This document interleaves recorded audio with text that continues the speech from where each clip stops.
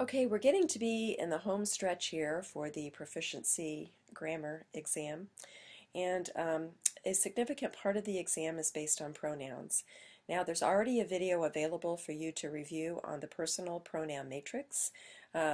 I had told you when we were learning these personal pronouns in Pattern 1 sentences that they had to be memorized at some point, and we have reached the point where they have to be memorized.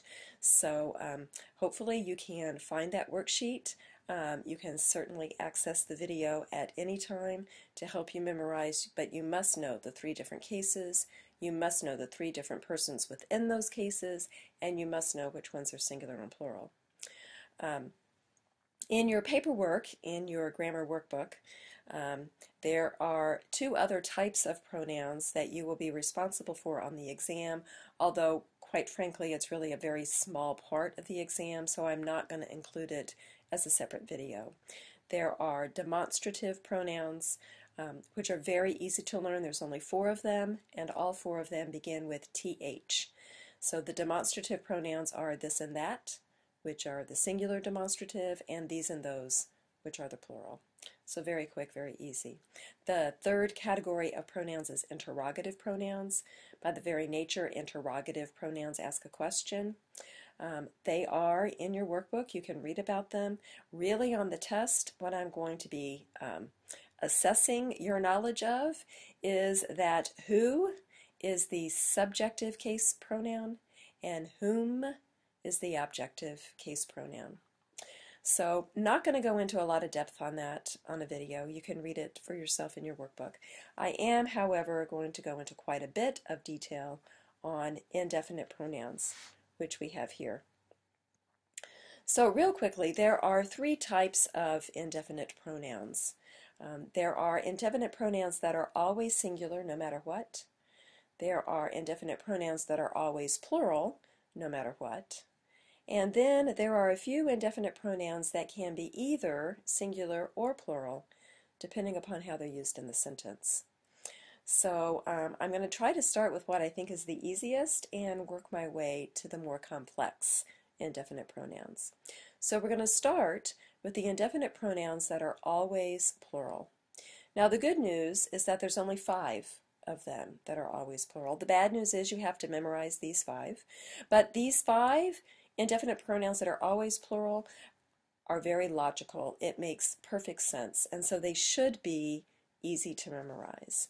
So very quickly, the 5 that are always plural are both, and that makes sense because the very definition of both means 2, and you know that 2 is more than 1, and so therefore both is going to be plural.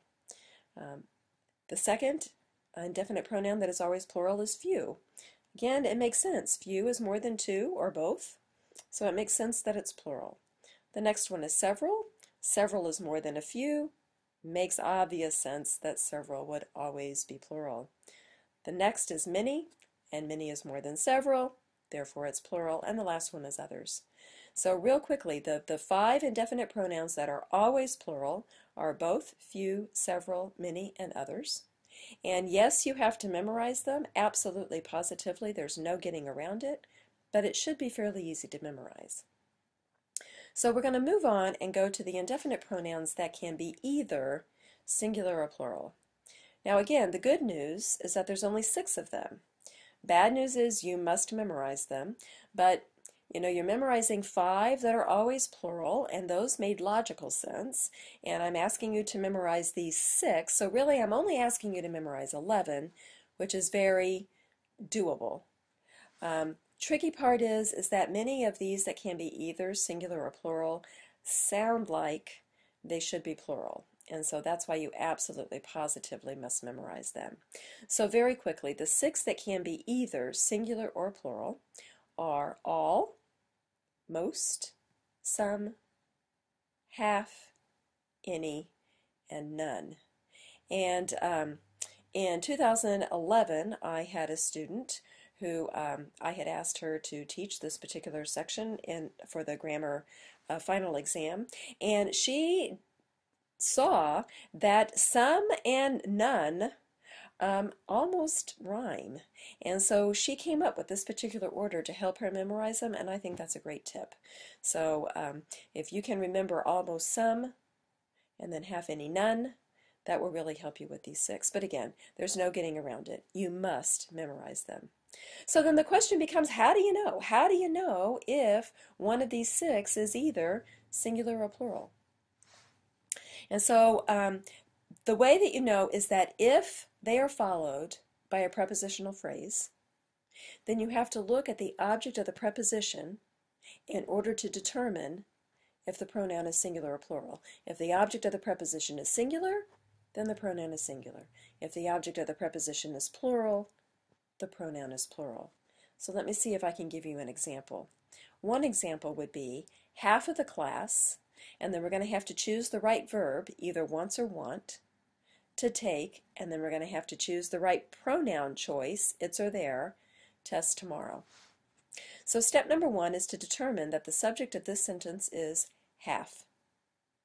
And now we have to determine, is the subject of the sentence singular or plural, because that's going to help us with our verb choice. And we're going to look at the object of the preposition, which is class, and class is singular. So in this sentence, because class is singular, half must be singular. And since half is singular, we must select our singular verb choice, and our singular verb choice is once. Remember, singular verbs end in S, plural verbs do not. And now we're going to have to come over to our pronoun choice, and again, our subject, which is the antecedent of the pronoun choice, is singular. We must pick the singular pronoun choice. And so if you look at those, it's obvious that the singular choice is its. And so the correct way that we would write this sentence is, half of the class wants to take its test tomorrow. That's not the way you speak, right? Okay, let's move on to another example.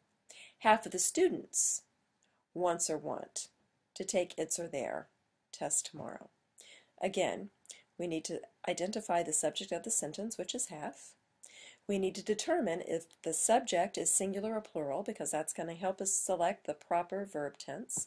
In order to do that, we have to look at the object of the preposition. The object of the preposition is students. Students is plural. Therefore, half, or the subject of the sentence, is plural. So we have to look at our verb choice. We have to pick the plural verb in order to match our plural subject. The plural verb is want. Again, remember that singular verbs end in S, plural verbs do not. And now we have to look at our pronoun choice, and because the antecedent is half, and in this sentence the antecedent is plural, we must pick a plural pronoun choice, in which case it's there. And the correct way that you would write this sentence is, half of the students want to take their test tomorrow. Okay, that leaves all those indefinite pronouns that are singular. Now here's the thing, there are many, many, many. I have not taken the time to count them up, but there's got to be 15 or 20 that are always singular. But it seems to me that it's not quite useful for you to memorize those that are always singular. If you memorize the 5 that are always plural, if you memorize the 6 that can be either singular or plural, then you would know that if the pronoun doesn't fall in one of those 2 columns, it must always be singular. But I am going to try to give you some tips or some rules of thumb. And this is going to help you greatly, so please pay attention. If the indefinite pronoun ends in one, so that would be anyone, someone, or everyone, then it's always going to be singular. Okay, so right there I've given you 3 that are always singular right off the bat. If the indefinite pronoun ends in thing, it too is always going to be singular. So again, anything, something, everything, always singular. Now you've memorized 6. If the indefinite pronoun ends in body, it too is always singular. So again, anybody, somebody, everybody. So if you keep that in mind, if it ends in one, thing, or body, it's always singular. You've already memorized 9 that are always singular. couple of other ones I need to bring to your attention. Okay, one is always singular because one, by very definition, is singular. Each, no one, other, those are always singular. There are, however, two that are very tricky. So you need to pay special note. Either and neither are indefinite pronouns, and they are indefinite pronouns that are always singular. They are not one of the 6 indefinite pronouns that can be either. That's tricky. You got to memorize it. Okay, either and neither, always singular. So again, I'm going to try to give you a couple of tricky examples. So the first one, the sentence would be everyone, and then we have to pick the proper pronoun choice, is or are, in, and then we have to pick the, we had to pick the proper verb choice, is or are, and then we have to pick the proper pronoun choice, which is his or their, proper seat. So in this sentence, everyone is the subject, and you know, because everyone ends in one, everyone is always singular, and that is really confusing because everyone sounds like it's more than one. But everyone is always singular, and so because the subject of the sentence is singular, we must select the singular verb, which is. Remember, singular verbs end in S. And because everyone is singular, and everyone is our antecedent, we must pick the singular pronoun choice. And the singular pronoun choice is his. And so the correct way of writing the sentence is everyone is in his proper seat. And that's not the way you speak. So you're going to have to memorize that. You just have to stop and take your time and kind of ask yourself questions as you go along. Okay, the last tricky example that I'm going to give you is neither of the women is or are in her or their proper seat. So in this sentence, we need to pick what is the subject of the sentence, and the subject of the sentence is neither. Women is the object of the preposition. Okay, so the subject of the sentence is neither. If you recall, neither is one of the indefinite pronouns that is always singular. It doesn't matter that the object of the preposition is plural. Neither is always singular. And so since the subject of the sentence is singular, we must pick the singular verb, and the singular verb is, because singular verbs end in S. And we must pick the singular pronoun choice, because the antecedent neither is singular, and it must match. And so our singular pronoun choice is her, and the correct way of writing this sentence is neither of the women is in her proper seat.